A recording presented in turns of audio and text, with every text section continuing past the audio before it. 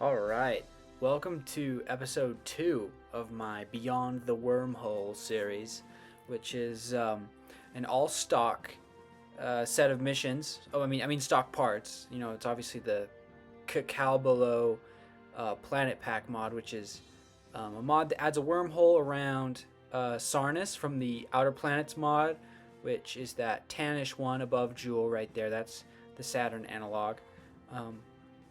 You want to the transfer angle for Sarnus is just above, like maybe 15 degrees more than 90 degrees. But like I was saying, the mod is a planet pack that adds a wormhole orbiting Sarnus, the Saturn analog from Outer Planets mod, or Jool if you don't have the Outer Planets mod installed. But it has a supermassive black hole and 3 star systems that orbit it, each with their own sets of planets. And so this is episode 2, so we're just going to a second planet this time. So the first episode we did Seleuco, which is the eyeball planet around the dwarf star Sunorc, and today we're going to Sera, which is a deserty planet with a non-breathable atmosphere, but a planetary ring system. Yeah. So here's me just finishing up that circularization orbit. We're using a very similar craft to the craft that we used for the first episode. The only difference is I've made some changes to the space plane so that it's non-air breathing, because the atmosphere of the planet that we're going to doesn't have oxygen in its atmosphere, so we can't use our jet engines for that. So we're just using aerospike engines and just a little bit more fuel. But yeah, it's very similar to the last design. Just doing our staging there. Now we're all nuclear staged, and I do multi-stage interplanetary transfer vehicles for this type of mission, just because of the crazy amount of delta V that's involved.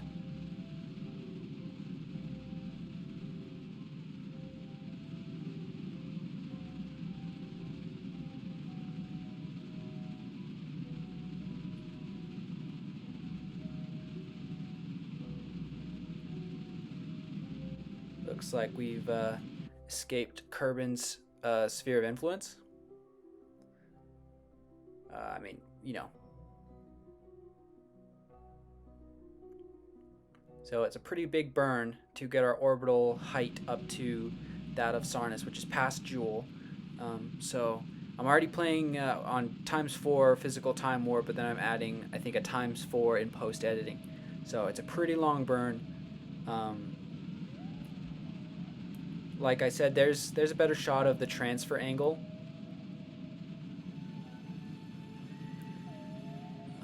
Yeah, and so what we're going to do is we're just going to raise that orbital line up so that it matches the height on one side, and then we're going to do an inclination change burn a little bit further out to match the tilt of the orbit, and then we'll get our encounter.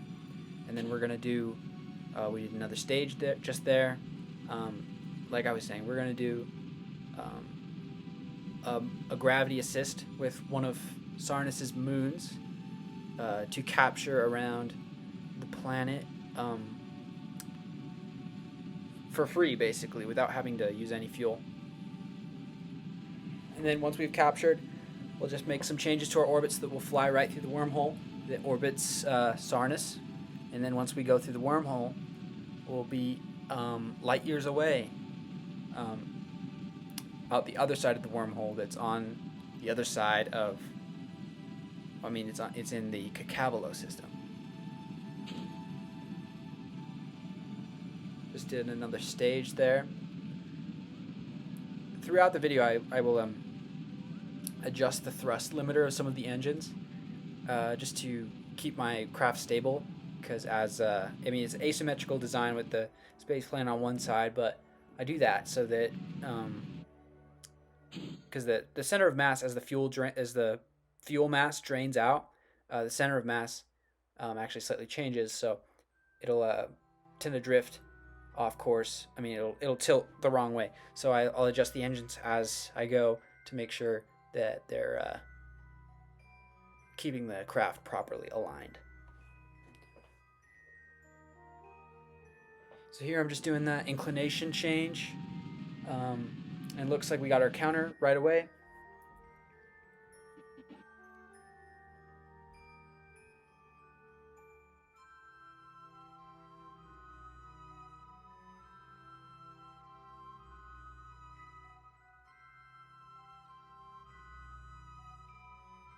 Just setting up that slate encounter, which is that desert moon that I just set as my target.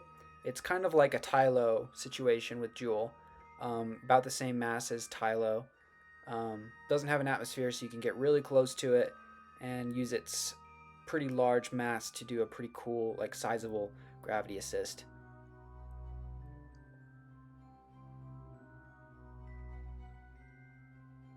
There, you see that red line is what our resulting orbit will be. Just adjusting that. Making sure I'm not running into the planet. Going to be cutting it kind of close.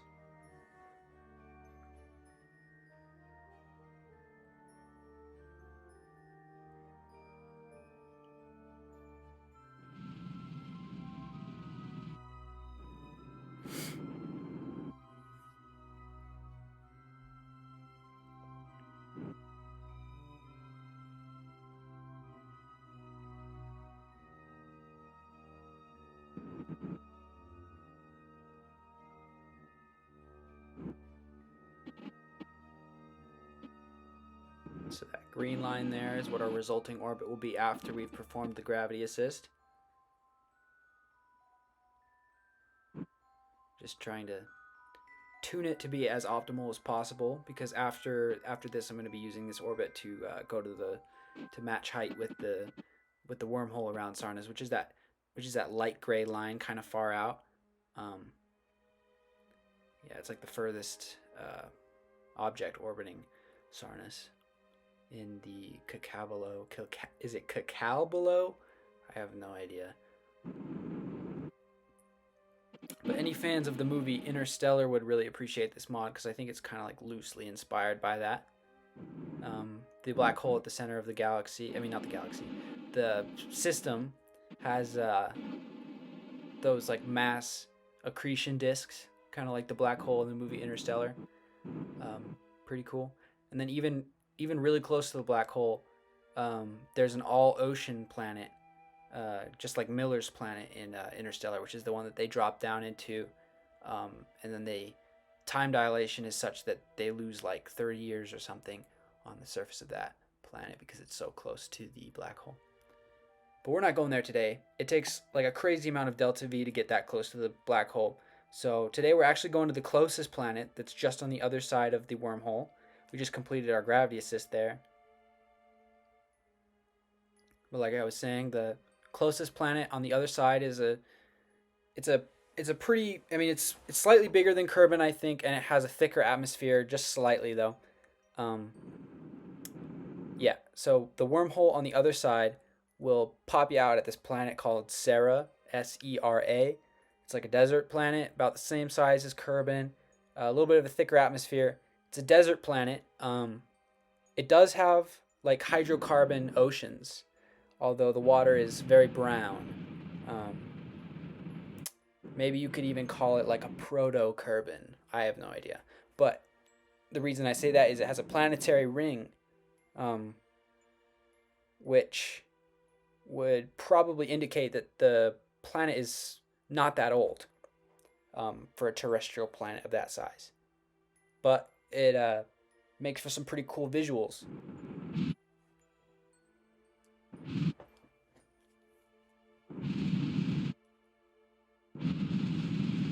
So now we're just changing our orbit so that we get an encounter with the not the black hole, the wormhole, and we got our flyby right there. I'm just adjusting it. And so what I'm going to go for here is, to actually enter the black hole, you have to have a periapsis of, I think, under 30 30,000 kilometers or 30,000 meters to actually enter it. But what I'm doing is I'm entering the wormhole. Entering it in a retrograde direction so that it bends me retrograde relative to my orbit direction, and that actually causes me to end up on an orbit on the other side of the wormhole that drops me back down towards the planet that the wormhole is orbiting on the other side, just like it is here. And so that allows you to save a little bit of fuel later on.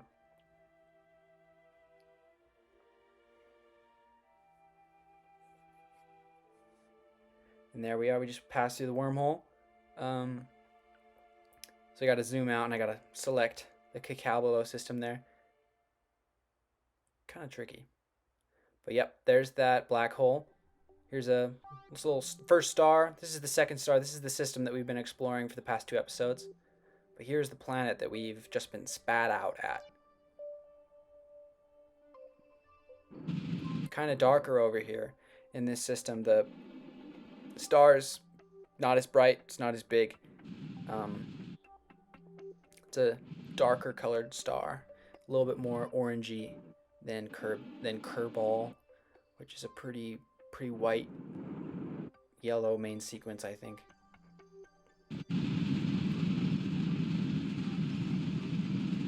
Anyway, there it is. That's our first good shot of Sera, the terrestrial planet with rings.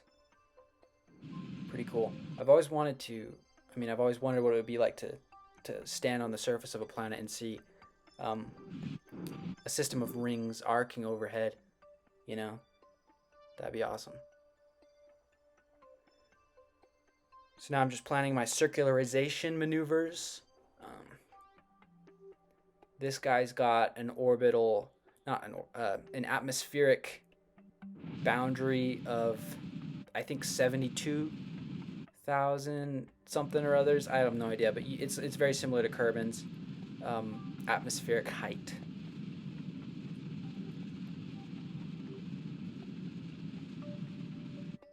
I think that's 72,000 meters. Anyway, look at that view.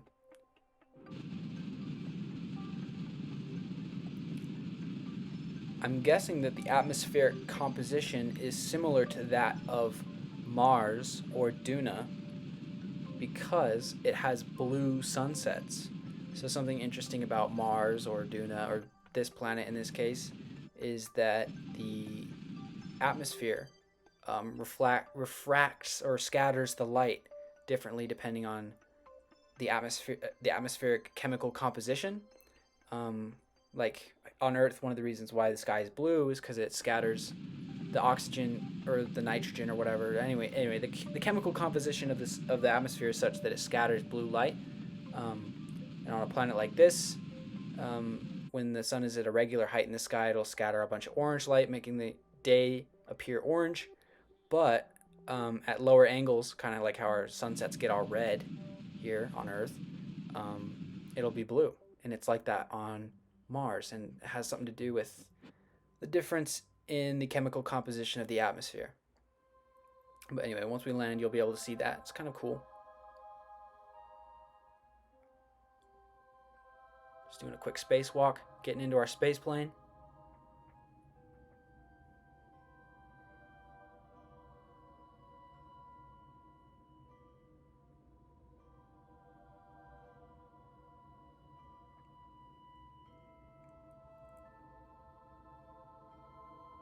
Turning one of those engines on just to burn away from the mothership real quick.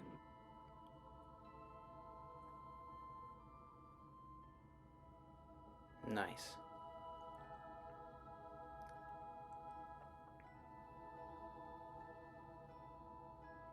It looks like I'm going to do a little quick burn just to like lower my periapsis to like 30,000. Just to make sure that I really drop into the atmosphere. It's a little bit thicker than Kerbin's, so I have had a few times where I've burnt up in it from taking too sharp of an angle, or like I overheat and explode and all that. And because the atmosphere is a lot thicker, if you take sharper turns, the G forces will be such. Like just having that much resistance in the atmosphere, the G forces in making super sharp turns can rip your plane apart. The part attachment tolerances will just, rip apart. So you kind of got to be a little bit touchy when it's a little tricky to fly a plane at hypersonic speeds in a thicker atmosphere like this. It's not that much thicker than Kerbin, but when you're going hypersonic, you'll feel it. You can see a little bit of that blue in the sunrise there. But I'm trying to slow down as much as possible in the upper parts of the atmosphere where it's relatively thin, so that I'm not moving too fast when I hit the thicker parts. But it is kind of fiery.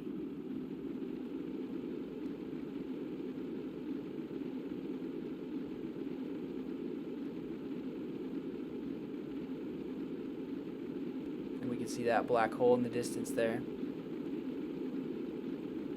There it is. I keep panning away to it.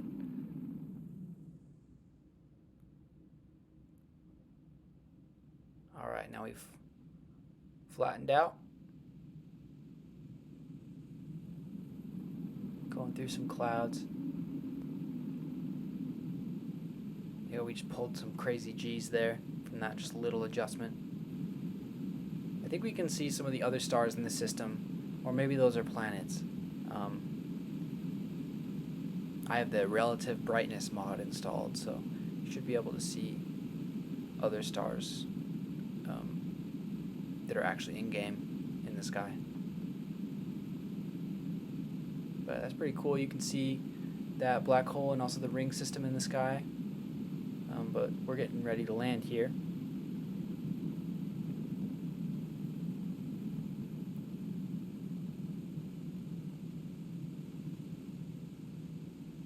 It's actually super flat here. That's pretty fortunate.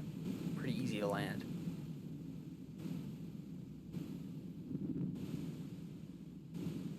We're lowering the landing gear.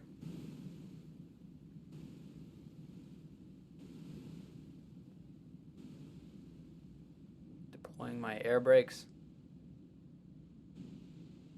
Nice. Touchdown. Whoa. Spun out on the brakes there a little bit. The brakes are always weird. Sometimes it seems like they're not even on at all. Then I turn them all the way up and then I flip out of control. Kind of weird with the Kerbal Space Program brakes. Well, here it is. Here's the landing spot.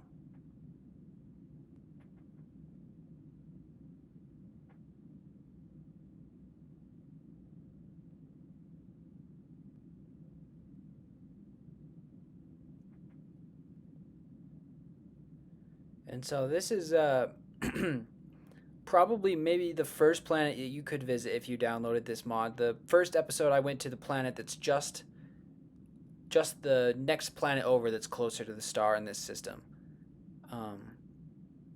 After this planet, there's a double gas giant binary a little bit further out that orbits this star. Maybe I'll do an episode on that. I'm doing a little surface sample. You can pause that and read that if you like.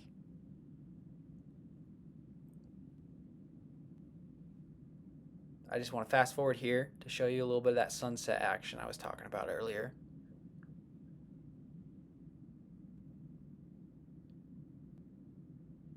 See how it's kind of blue? Kind of cool. I took a color theory class in, I go to college, and I had a color theory class, and we had, we talked a lot of, there was kind of like almost a whole unit or whatever on how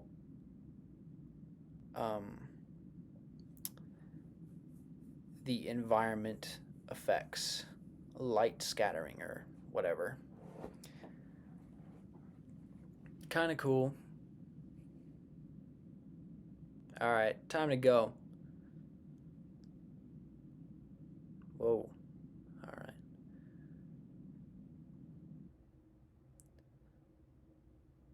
Looks like my plane has about 4,000 meters per second of delta V on Sera sea level.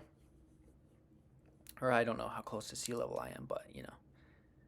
So that's about how much delta V it's going to take for a spaceplane like this to reach orbit.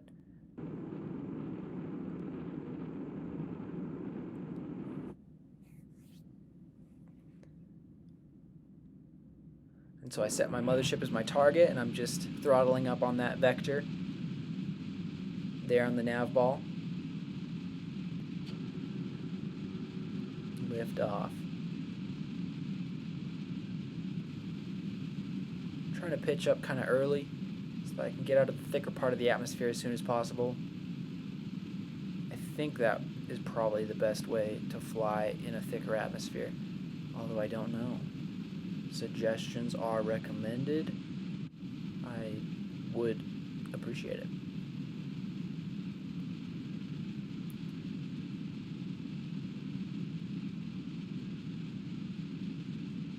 Alright, we're getting out of the atmosphere.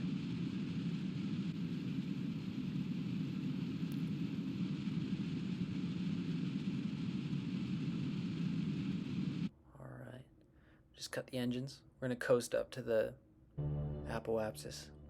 Then we'll circularize.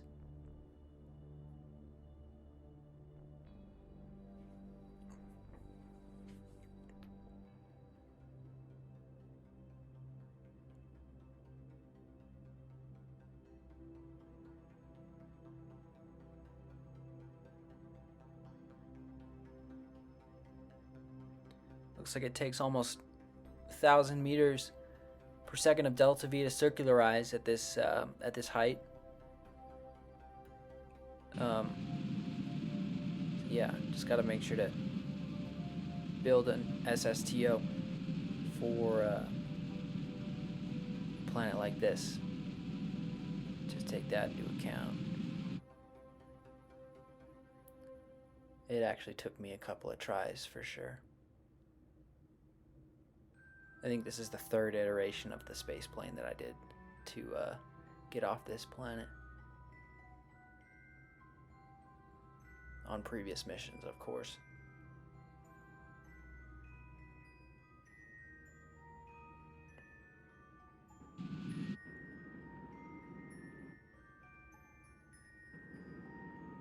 Just adjusting my inclination to match that of the mothership, and now I'm going to try to perform some maneuvers to set up a close encounter or a flyby of the mothership, at which point I will just do the normal docking standard procedure in KSP,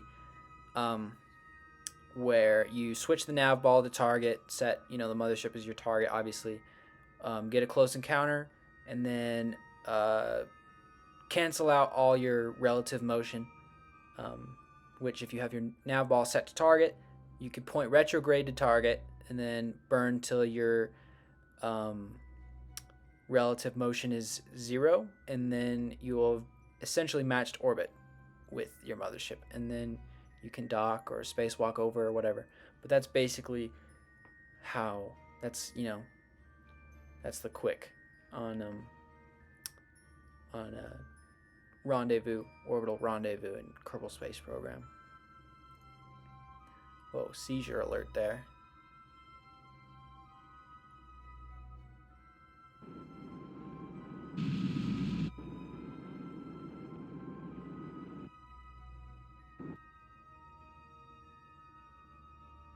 So we've got like a relatively close encounter there on our next orbit. I'm gonna wait. I'm gonna cancel out my relative motion, but I'm gonna wait till we're on the day side to actually, transfer ship.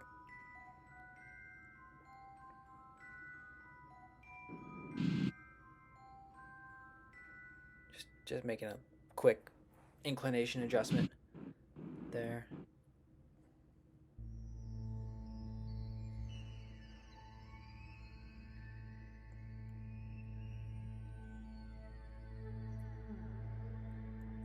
Alright, I just set my nav ball to target, burning retrograde until My speed is 0, or close to 0.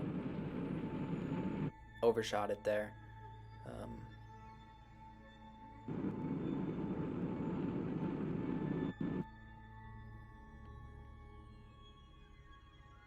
Alright, I'm just going to warp over to that next close encounter on the other side. I'm just looking around for it. It should be fairly close. Looks like we got like less than a kilometer of, or we're gonna fly by real quick. There it is.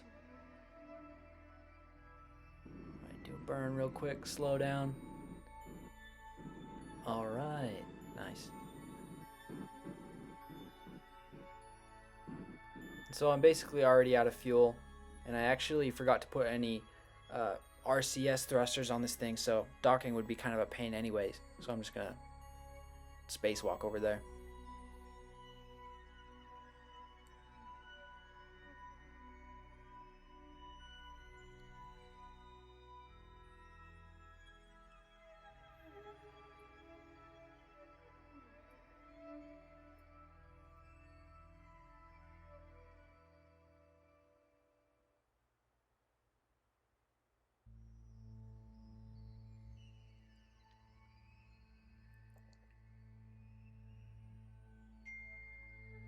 Oh, I got a message.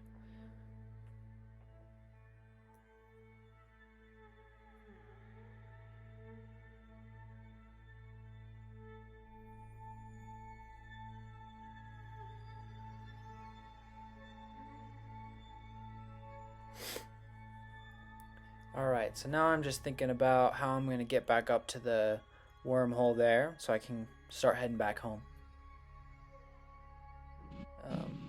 Just doing a little burn real quick. Oh, see, that center of mass is off now that I dropped off the plane, so I got to adjust the thrust limiter on these 4 engines there so that I can keep my craft pointed straight. I'm just trying to match that inclination right there, so I'm just burning a little bit. Alright, looks like we've got an encounter with a wormhole there. It's the one I set as target, so it's the green orbital line here. Kind of a hefty burn to get up there. 1,000 meters per second almost. But we end up completing this mission with fuel to spare.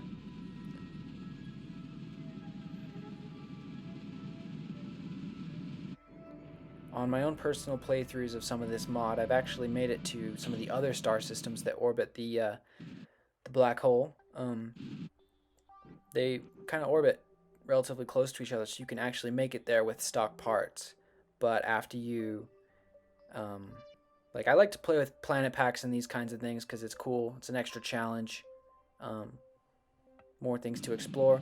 But I've never ever gotten into non-stock part mods where, you know, like far future or near future, where the engine ISPs or the engine efficiencies or whatever, you have like fusion thrusters or whatever. But anyway, like basically just way more efficient rockets that are almost kind of like game breaking. I guess like a system like this would be a perfect place to use them because of some of the crazy delta V involved to get really close to the black hole. Just coming through the wormhole here. But like I was saying, I've never really gotten into those, you know, those non-stock part mods where there's just all these overpowered mods. I feel like they're kind of game breaking and also kind of complicated and not a whole lot of great tutorials on like how to use them, I feel like. So I just wanted to make this series as kind of like a more approachable way to get into this planet pack, which is why I'm using just stock parts. Yeah.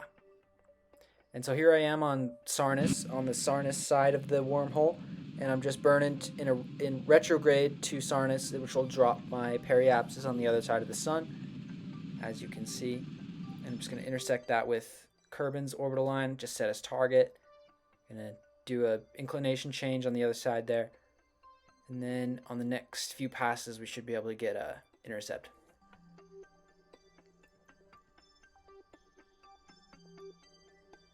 Yeah, so this is the most boring part of the video for sure, so I'll probably just talk a little bit more about my plan here with these videos or whatever if anyone's watching.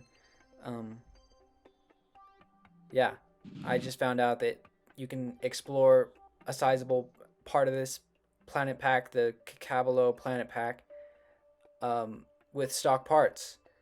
Of course, in future missions, I'd probably have to refuel with an asteroid um, using the in situation resource utilization stuff like the ore tanks and the mining drills and such.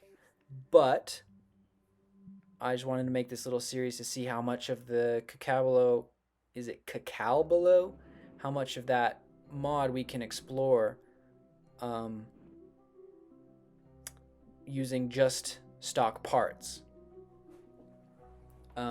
Yeah, so I guess I'm calling this little series like Beyond the Wormhole or whatever. And this is episode 2. Episode 3, we could go a few places. No one's going to comment on where we should go, but I'm definitely going to do a third episode just to see how far I can take it.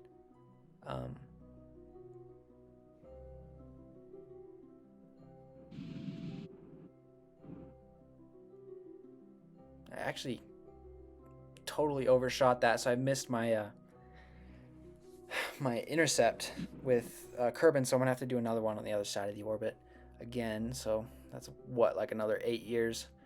Not the most efficient, but here at the tail end of a mission, you kind of get sloppy. You just want to be done with it, because I think I've been playing for about 3 hours now. But luckily we have our Kerbin encounter, and I'm just going to be entering the atmosphere on the day side just to make it a little bit more pretty. Probably aiming for like periapsis of like 30,000 meters or something like that. We're obviously heading in from a really high orbital height all the way from Sarnus, so we're going to be coming in pretty hot, pretty fast. But luckily the heat shields in this game are crazy overpowered. And here we are, back home, 47 years later. Yeah.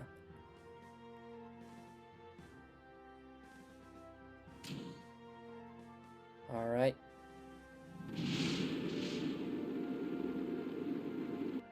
Yep.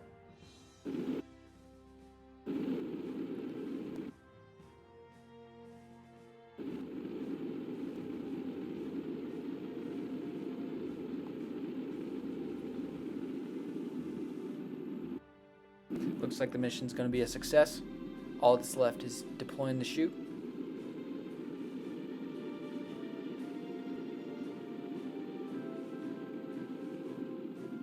Dang, we were going fast. Going almost 5 kilometers a second there.